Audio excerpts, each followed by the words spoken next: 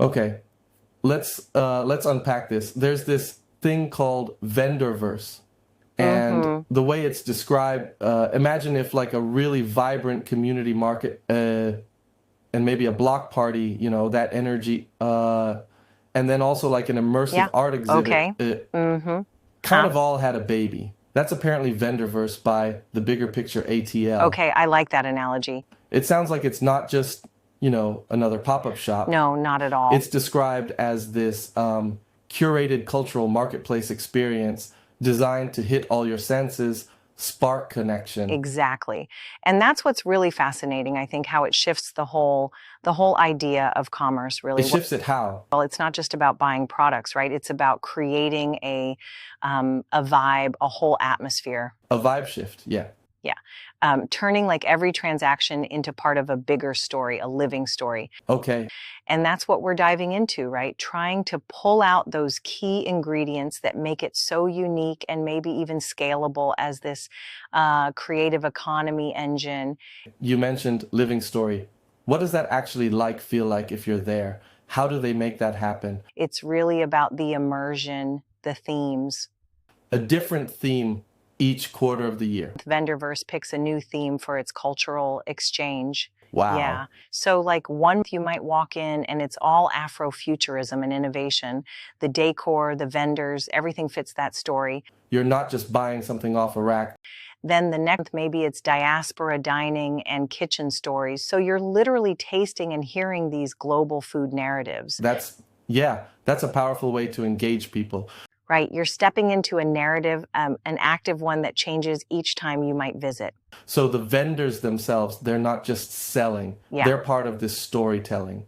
Oh, absolutely. They're key. How does that make it different from just, seeing a cool product? Well, imagine a fashion designer isn't just showing you clothes, they're walking you through the history of the African textiles they used. Okay. Yeah, right. Or maybe a skincare maker is demonstrating how they make their stuff, but connecting it back to like ancestral rituals or ingredients. It adds depth. Exactly. It makes shopping way more personal, more educational. You actually connect with the person, with the story behind what they've made. So trading skills directly, not just money. You may find actual barter booths set up or even QR codes where people can offer to trade products and find skill trades. Mm-hmm. Exactly. It challenges that whole idea that money is the only value, right? That's a big statement. It suggests expertise, time, helping each other out. That can be just as valuable, maybe more so in a community.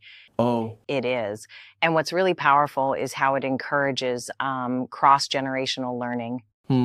tangible skill sharing. Ultimately, it's really people no longer gatekeeping and realizing everyone will and can succeed, and no matter what, because what meant to be for that person will always be, and vice versa. Yeah. You might see a younger vendor getting business advice from an older mentor right there, or an experienced artisan teaching a traditional technique to someone new. Yeah, Right? It's like a built-in way to create more self-sustaining creative community where talent and support become, the currency. it really sounds like everything is designed to get people involved, not just spectating. Totally. They even gamify it somehow, make it like a game. Absolutely. You can earn impact points. Impact points, okay? Yeah. And what do the points get you? Just for doing things like showing up, being an active premium member of the Vendorverse, or tipping a vendor, or, sharing about it on social media. Right? You can unlock free stuff, exclusive discounts. It's smart, right? Yeah.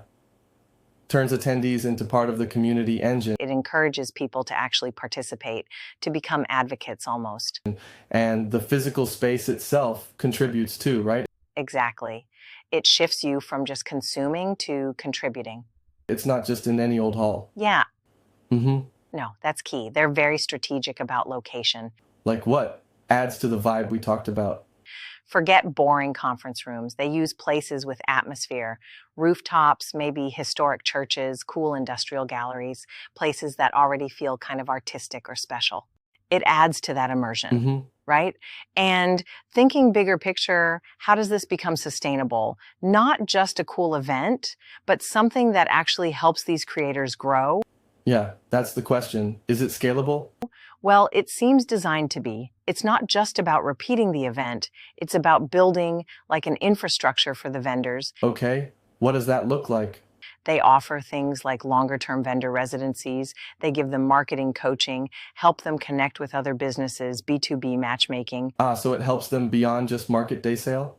Precisely. It helps them mature their businesses, find bigger contracts, really grow within this supportive environment. It's nurturing the whole pipeline, you could say. So bringing it back to the listener, what does all this mean for you? It feels like Vendorverse is really trying to reshape how we interact with creators, with communities.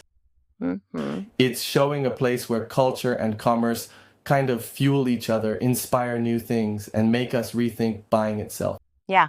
And it really prompts a bigger question, doesn't it? Like, what if all commerce felt more like this? What if it was always deeply tied into cultural exchange and storytelling and actually building community? It's a different model. It is. Think about how this Vendorverse model actively encourages that cross-generational learning, the skill swapping we mentioned. It turns simple buying moments into potentially real connections, genuine exchanges. Makes you think. It really challenges us maybe to look for experiences that give us more than just a product. Look for that immersion, that connection. So if you want to learn more, Mhm. maybe experience it yourself, the place to go is online. Check out at the Bigger Picture ATL. That's where you can enter the experience, as they put it.